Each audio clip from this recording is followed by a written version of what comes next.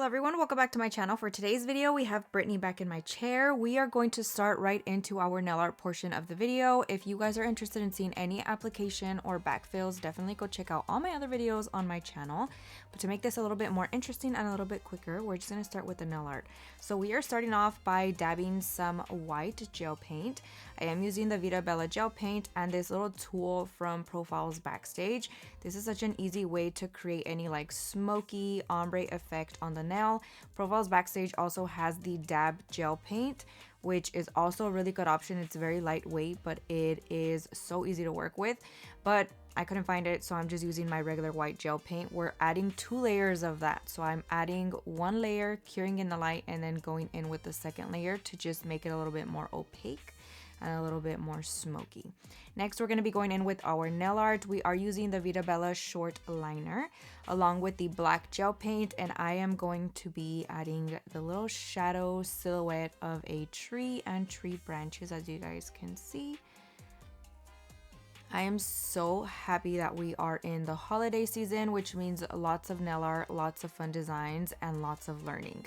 I love trying to recreate other people's work as well, because sometimes our creativity isn't always there, but it allows you to kind of dissect the nail art portion of it and kind of bring out your skills from scratch, which I absolutely love doing. So we went ahead and finished that with a little tombstone, and then on the middle finger I'm gonna be going in with white gel paint now, and we're gonna be doing the silhouette of a little ghost. So first, pretty much covering the majority of the nail, I did do the like top part nice and round, and then the bottom, since her nail is in the shape of a stiletto, it makes it a little bit trickier to get a perfect design shape. So we just went ahead and did like a little swoop, and it's gonna work out just fine. So we're gonna infill the rest of that, cured in the light for a full 60 seconds. You can always do a second coat of white if you need it, depending on your gel paint or gel polish that you are using. And just going in with the tiny little details now. The best option to create shadows is always going to be a diluted version of a gray. If you have a sheer gel polish already pre-mixed, that always is a very easy product to use. But if you don't, you can always take a little bit of gel paint or gel polish and dilute it with a little bit of clear top coat. And then you get the perfect see-through sheer color. But I'm just going in with gray. I just mixed in a gray color and we did some lines, and then I'm actually going to be taking my oopsie brush and going in with the pointed side of that, and I'm kind of going to spread it out a little bit. You're not even going to be able to see it up much once the design is finished, but it's there so you can see it but you can't see it kind of thing. Again, the easier route would always be to use a sheer color, but just to make things go a little bit quicker, I just went with what I already had on my desk instead of going and searching for that specific gel polish.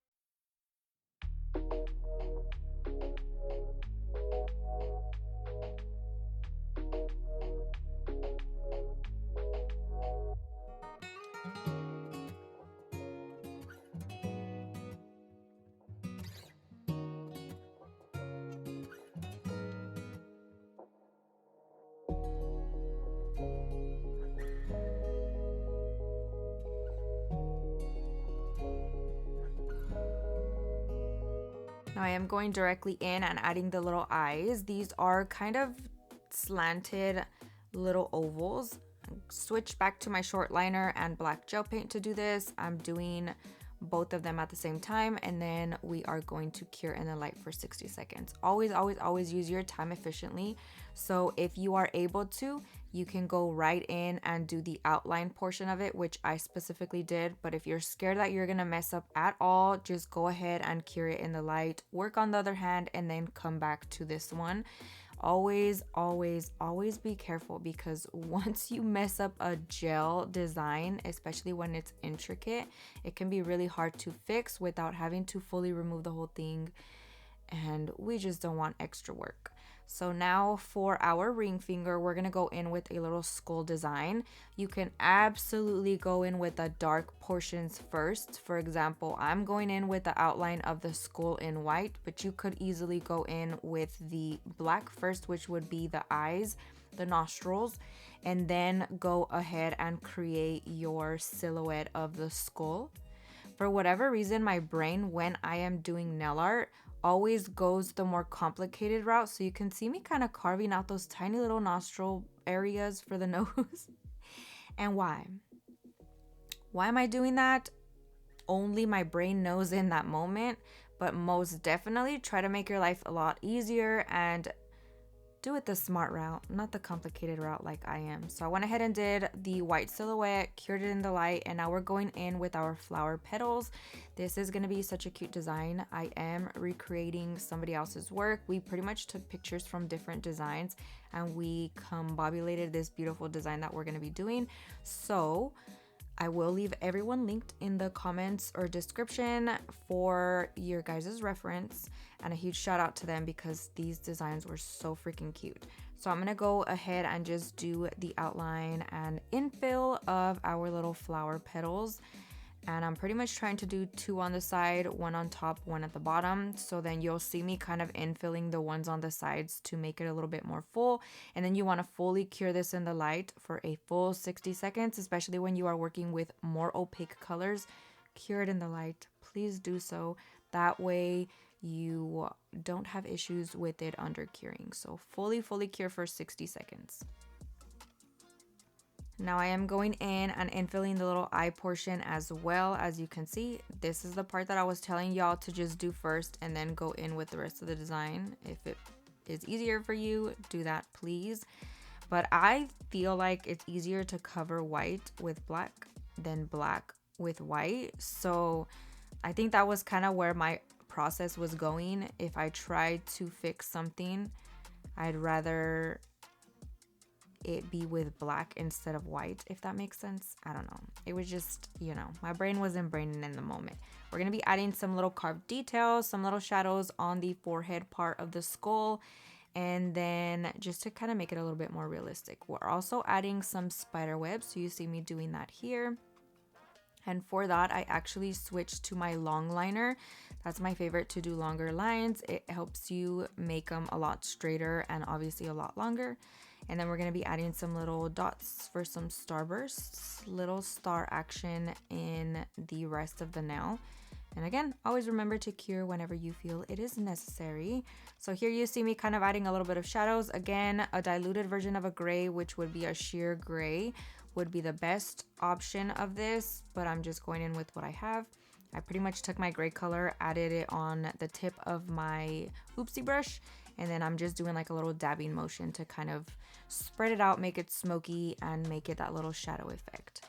And then we're just kind of going in with some little final details. Once we are done with the base part of it, we're gonna go in and layer in our cat eye gel polish. These are from Profiles Backstage.